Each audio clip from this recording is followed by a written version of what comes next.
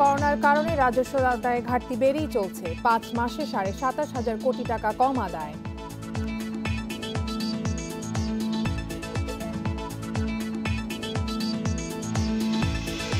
বেশিরভাগ দোকানেই নেই ভ্যাট নিবন্ধন নম্বর, অনেকেই দেন নকল চালান, বছরে ফাঁকি হাজার কোটি টাকা।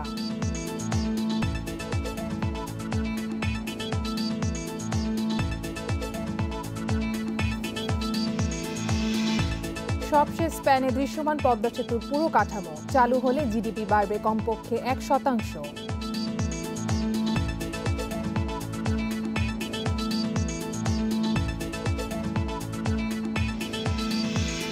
এবং করোনায় ক্ষতিগ্রস্ত শিল্প শ্রমিকদের জন্য ৩,০০০ টাকা করে সহায়তা, ইইউ এর সঙ্গে অর্থ মন্ত্রণালয়ের চুক্তি।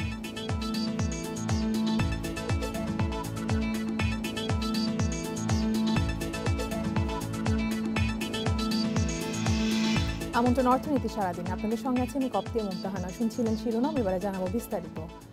অর্থ বছরের প্রথম ৫ মাসে রাজস্ব আদায়ে ঘাটতি ২৭,৫০০ কোটি টাকা। জাতীয় রাজস্ব বোর্ড এনবিআর চেয়ারম্যান জানিয়েছেন, করোনার কারণে আদায় কম। বৃহস্পতিবার দুপুরে রাজস্ব ভবনে ভ্যাট দিবসের আলোচনায় তিনি বলেন, আয় বাড়াতে অটোমেশনে জোর দেওয়া হচ্ছে। এ সময় ভ্যাট সহ অন্যান্য করের হার কমিয়ে আনার প্রস্তাব দেয় ব্যবসায়ীদের শীর্ষ সংগঠন এফবিসিসিআই। জুলাই থেকে নভেম্বর ৫ মাসে রাজস্ব আয়ের লক্ষ্য ছিল ১,১৩,০০০ কোটি টাকা। এনবিআর এর সাময়িক হিসাবে এ সময় আদায় হয়েছে ৮৫,০০০ কোটি, যা গত অর্থ বছরের একই সময়ের চেয়ে প্রায় ১০০ ভাগ বেশি।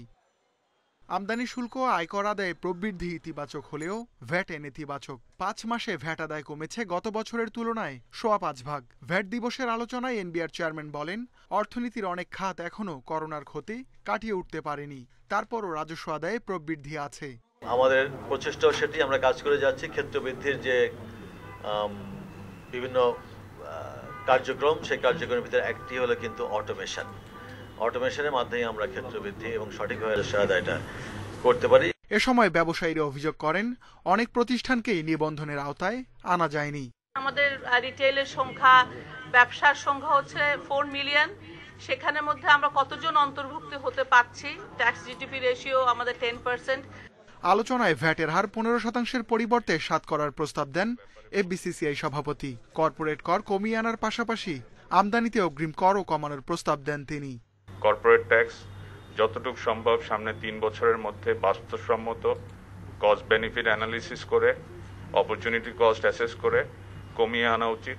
কাস্টমসের ওখান থেকে সকল প্রকারের advance tax, advance income tax, এগুলো নেক্সট ৩ বছরে এটাকে আমাদেরকে অ্যাডজাস্ট করতে হবে। জবাবে এনবিআর চেয়ারম্যান বলেন, করের আওতা বাড়াতে পারলে হার কমিয়ে আনা হবে। অনুষ্ঠানে সর্বোচ্চ ভ্যাট দেয়া জাতীয় পর্যায়ের ৯ প্রতিষ্ঠানকে সম্মাননা দেয় এনবিআর।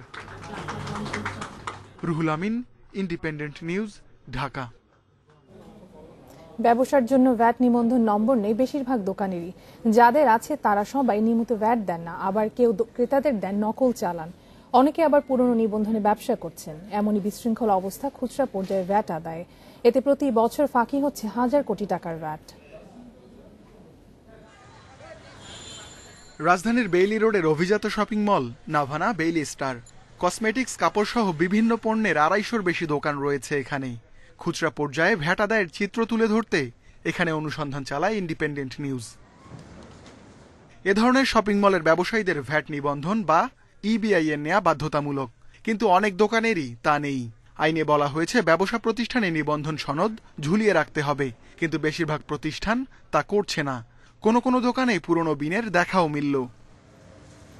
বিক্রেতাদের সঙ্গে কথা বলে জানা যায়, এই শপিং মলে ভ্যাট কর্মকর্তারা নিয়মিতই আসেন, তারপরও এমন অসঙ্গতি। অনেক বিক্রেতা স্বীকারও করেন তারা নিয়মিত ভ্যাট দেন না। আপনারা কি রেগুলার সেখানে রিটার্ন দেন নাকি? ওটা হলো বছর শেষে এটা দেওয়া হয়, একটা প্যাকেজ করে তো বছরের ওইভাবে দেওয়া হয়। এই সমস্ত ব্যাপারে টোটালটা হচ্ছে আমাদের হচ্ছে যেহেতু বড় কোম্পানি, তো ওই অনুযায়ী হচ্ছে কোম্পানি ম্যানেজ করে, মানে টোটাল এই টাইপের ডিটেলস হচ্ছে ম্যানেজমেন্টই বলতে পারবে। ভ্যাটের চাপটা অ্যাকচুয়ালি আছে, আমরা আসলে যারা ওই ভ্যাট মানে এক্সক্লুড থাকে ওইটাতে একটু প্রবলেম হয়। আমরা ভ্যাট দিচ্ছি, এটা প্রমাণটা প্রুফটা এখানে আছে, তো এত হ্যারাসমেন্ট হতে হয় না আমাদের। ভ্যাটের লোক আসতে দেখে এটা চলে যায়। পল্টনের জনপ্রিয় মার্কেট পলোয়েল, এ মার্কেটে আছে কাপড়, জুতা সহ বিভিন্ন সামগ্রীর শতাধিক দোকান, কিন্তু কোনো দোকানেই ভ্যাট নিবন্ধন সনদ ঝুলিয়ে রাখতে দেখা যায়নি। এনফোর্সমেন্ট কম যদি না থাকে তাহলে আমরা 2007-08 অর্থ বছরে আমরা যে নিবন্ধনগুলো করলাম এই সমস্ত মার্কেটে 100% নিবন্ধন করা হয়েছিল এবং পুরান ঢাকাতেও আমরা মাইকিং করে লাইন ধরে একটার পর একটা নিবন্ধন সব করেছিলাম। তাহলে সেই নিবন্ধনগুলো কোথায় গেল? নিশ্চয়ই এনফোর্সমেন্ট ঠিকমতো হয়নি। খুচরা পর্যায়ে ভ্যাট আদায়ে স্বচ্ছতা আনতে ইলেকট্রনিক ক্যাশ রেজিস্টার ইসিআর ব্যবহার শুরু করে এনবিআর, কিন্তু নানা কারণে ব্যর্থ হয়। এবার ইলেকট্রনিক ফিসকাল ডিভাইস ইএফডি ব্যবহারের চেষ্টা করছে সংস্থাটি। এই ইএফডিএমএস প্রবর্তনের ফলে আমরা খুচরা পর্যায়ে ভ্যাট কালেকশনে একটি নতুন দ্বার উন্মোচিত হলো এবং এর মাধ্যমে আমরা খুচরা পর্যায়ে যে ভ্যাট কালেকশন সেটিকে আরও স্বচ্ছ করতে পারবো। জাতীয় রাজস্ব বোর্ড এনবিআর এর হিসাবে 2019-20 অর্থ বছরে খুচরা পর্যায়ে ভ্যাট আদায় হয় মাত্র 97.5 কোটি টাকা। আগের অর্থ বছরে যা ছিল 112 কোটি টাকা। Ruhul Amin, independent news, Dhaka. পদ্মা সেতুর সবশেষ 41তম স্প্যানটি বসেছে আজ। এর মধ্য দিয়ে সংযুক্ত হলো সেতুর মাওয়া ও জাজিরা প্রান্ত। এই সেতু কেবল দক্ষিণ পশ্চিমাঞ্চলের 21 জেলার উন্নয়ন নয়, বদলে দেবে পুরো দেশেরই অর্থনীতি। 6.15 কিলোমিটারের এই সেতু দক্ষিণ এশিয়া ও দক্ষিণ পূর্ব এশিয়ার যোগাযোগ, বাণিজ্য, কৃষি, শিক্ষা, পর্যটন সহ সব ক্ষেত্রেই রাখবে গুরুত্বপূর্ণ ভূমিকা। স্বপ্নের এই সেতুকে কেন্দ্র করে আবর্তিত হবে ভবিষ্যতের বাংলাদেশ। পদ্মা সেতু নিয়ে এমন সম্ভাবনার কথা বলছেন অর্থনীতিবিদ ও যোগাযোগ বিশেষজ্ঞরা। পদ্মা সেতু আর স্বপ্ন নয়, বাস্তব। নানা চড়াই উতরাই পেরিয়ে দৃষ্টিসীমায় দাঁড়িয়ে সেতুর মূল কাঠামো। সব ঠিক থাকলে 2022-এর স্বাধীনতা দিবসে উদ্বোধন করা হবে স্বপ্নের এই সেতু। যাতায়াতের সময় কমিয়ে দ্বিতল পদ্মা সেতু দিয়ে ছুটবে বাস, ট্রাকের পাশাপাশি ট্রেনও। অর্থনীতিবিদরা বলছেন, সেতুটি চালু হলে দক্ষিণ পশ্চিমাঞ্চলের 21 জেলার সঙ্গে রাজধানীর যোগাযোগ ব্যবস্থায় ব্যাপক পরিবর্তন আসবে। এতে মোট দেশজ উৎপাদন বা জিডিপি বাড়বে 1 থেকে 1.5%, কমবে দারিদ্র্যের হার, নতুন করে গড়ে উঠবে ভারী শিল্প কারখানা। ওই অঞ্চলের কর্মসংস্থানের একটা বড় একটা সুযোগ সৃষ্টি হবে। আর বিজনেস এনভায়রনমেন্ট যাকে বলে, বিজনেস কন্ডিশন বা বিজনেসের প্রতি যে আস্থা, বিজনেস কনফিডেন্স ইতিমধ্যে বাড়তে শুরু করেছে। আমরা দেখতে পাচ্ছি যে দক্ষিণ বাংলাতে স্মল এবং মিডিয়াম এন্টারপ্রাইজ, ছোট এবং ক্ষুদে ব্যবসার প্রসার ঘটছে। এখানে ম্যানুফ্যাকচারিং এর সুযোগ বাড়ছে। আরেকটা জিনিস সুযোগ বাড়বে পদ্মা সেতু হবার পরপরই, সেটা হবে ট্যুরিজম। ঢাকা থেকে ফরিদপুরের ভাঙ্গা পর্যন্ত এক্সপ্রেসওয়ে হওয়ায় ফেরিঘাটের বিড়ম্বনা এড়াতে দক্ষিণাঞ্চলের বেশিরভাগ গাড়ি চলবে পদ্মা সেতু দিয়ে। দক্ষিণ ও দক্ষিণ পূর্ব এশিয়ার আঞ্চলিক যোগাযোগের ক্ষেত্রেও গুরুত্বপূর্ণ ভূমিকা রাখবে এই সেতু। ট্রান্স এশীয় রেলপথের অংশ হলে এতে বাড়বে মালবাহী ট্রেনের চলাচল। পিপল টু পিপল কানেক্টিভিটির জন্য এবং রিজিয়নাল কানেক্টিভিটির জন্য সেখানে আমাদের খুলনায় মংলা যেই পোর্টটা আছে, এটার অ্যাক্সেসটা যদি নেপাল, ভুটান এবং ইন্ডিয়ার ক্যালকাটা যদি নিতে চায়, তাহলে কিন্তু এটা একটা চমৎকার যোগাযোগ ব্যবস্থা তৈরি করলো। সো আমাদের যে ভৌগোলিকগত কারণে যে সুবিধাগুলি পাওয়ার কথা ছিল, বৈদেশিক মুদ্রা অর্জনের যে একটা সুবর্ণ সুযোগ ছিল, সেই জায়গায় কিন্তু এটা একটা বিরাট ভূমিকা রাখবে। পদ্মা সেতু শুধু রড, সিমেন্ট, পাথরের কোনো অবকাঠামো নয়, এর সঙ্গে জড়িয়ে আছে 17 কোটি মানুষের আবেগ, বাংলাদেশের সক্ষমতার বৈশ্বিক উদাহরণ এবং আগামী দিনে দেশীয় অর্থনীতিতে অপার সম্ভাবনার হাতছানি। অনিমেষ কর, ইন্ডিপেন্ডেন্ট নিউজ, ঢাকা। এখন থেকে শিল্প স্থাপনের জন্য বিনিয়োগকারীরা ওয়ান স্টপ সার্ভিস প্ল্যাটফর্মের মাধ্যমে 7 থেকে 45 দিনের মধ্যে পরিবেশ ছাড়পত্র নিতে পারবেন। পাশাপাশি অনলাইন থেকে ছাড়পত্র নবায়ন করতে পারবেন। দেশি বিদেশি বিনিয়োগকারীদের দ্রুত সেবা প্রদান নিশ্চিতে বিডার ওএসএস পোর্টালে যুক্ত হয়েছে পরিবেশ অধিদপ্তরের 12টি সহ মোট 14টি নতুন সেবা। বৃহস্পতিবার এক ভার্চুয়াল অনুষ্ঠানের মাধ্যমে নতুন সেবাগুলো উদ্বোধন করা হয়। অনুষ্ঠানে বিডার নির্বাহী চেয়ারম্যান সিরাজুল ইসলাম জানান, আগে পরিবেশ ছাড়পত্র নিতে সর্বনিম্ন 15 থেকে সর্বোচ্চ 150 দিন সময় লেগে যেত, কিন্তু এখন ওয়ান স্টপ সার্ভিস প্ল্যাটফর্মে নতুন সেবা যোগ হওয়ায় কাগজপত্র ঠিক থাকলে কমপক্ষে 7 এবং সর্বোচ্চ 45 দিনে সেবা নিতে পারবেন বিনিয়োগকারীরা। অনুষ্ঠানে পরিবেশ, বন ও জলবায়ু পরিবর্তন মন্ত্রী শাহাবুদ্দিন বলেন, পরিবেশ সংরক্ষণ বিধিমালায় ছাড়পত্রের ক্ষেত্রে সময় কমিয়ে আনা হয়েছে, যেন দ্রুত এই সেবা বিনিয়োগকারীদের দেওয়া যায়।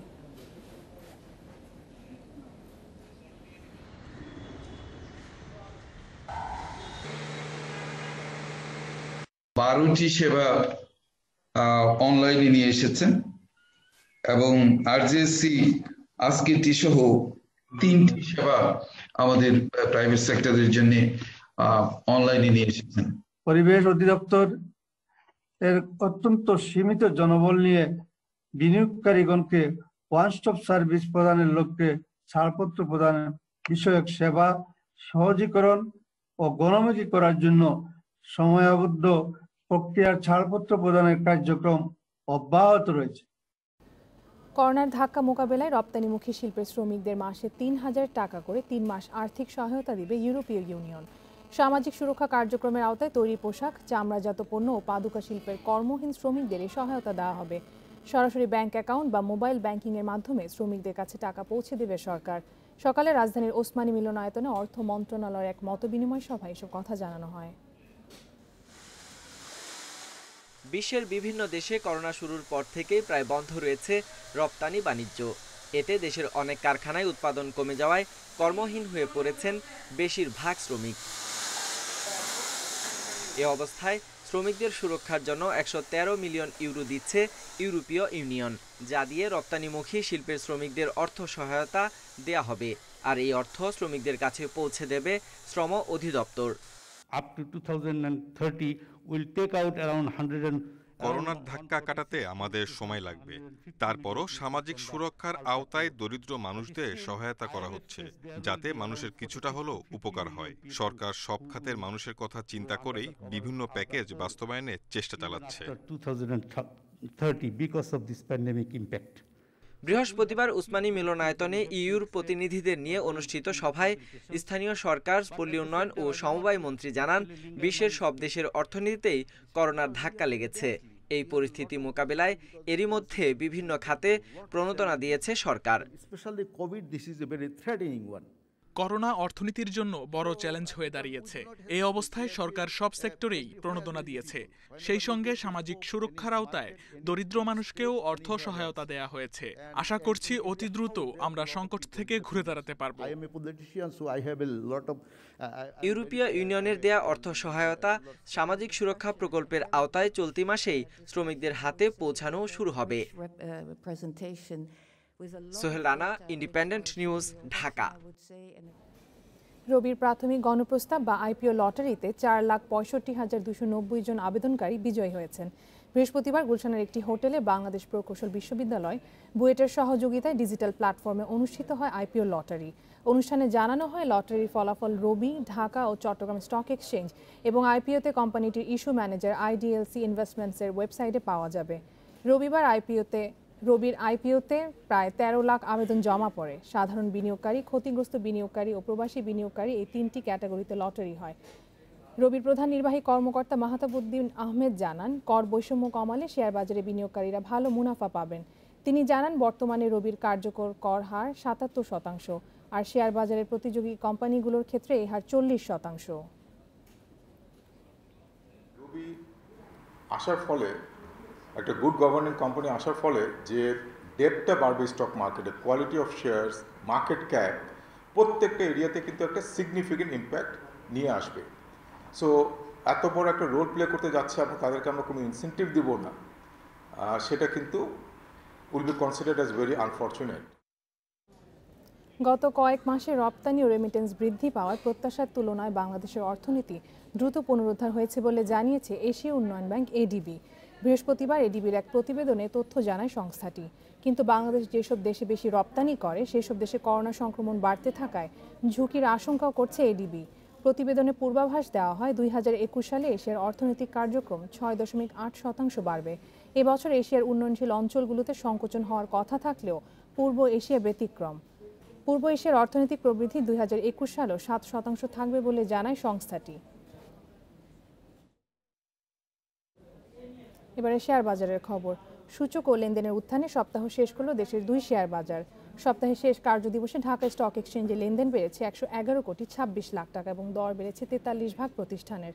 বৃহস্পতিবার লেনদেন শেষে ঢাকার শেয়ার বাজারের প্রধান সূচক ডিএসইএক্স 24.77 পয়েন্ট বেড়ে অবস্থান করছে 5094 পয়েন্টে। আজ মোট লেনদেন হয়েছে 936.58 লাখ টাকার শেয়ার।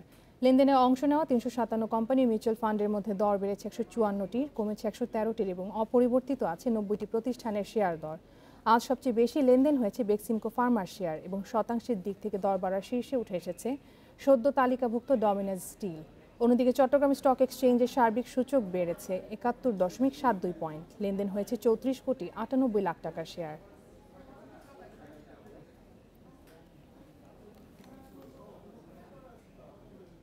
এই ছিল আজকের অর্থনীতি সারাদিনে। ইন্ডিপেন্ডেন্ট টেলিভিশনের সব খবর আরও জানতে চোখ রাখুন ফেসবুক, ইউটিউব এবং টুইটারে। আমন্ত্রণ আমাদের পরের আয়োজনে।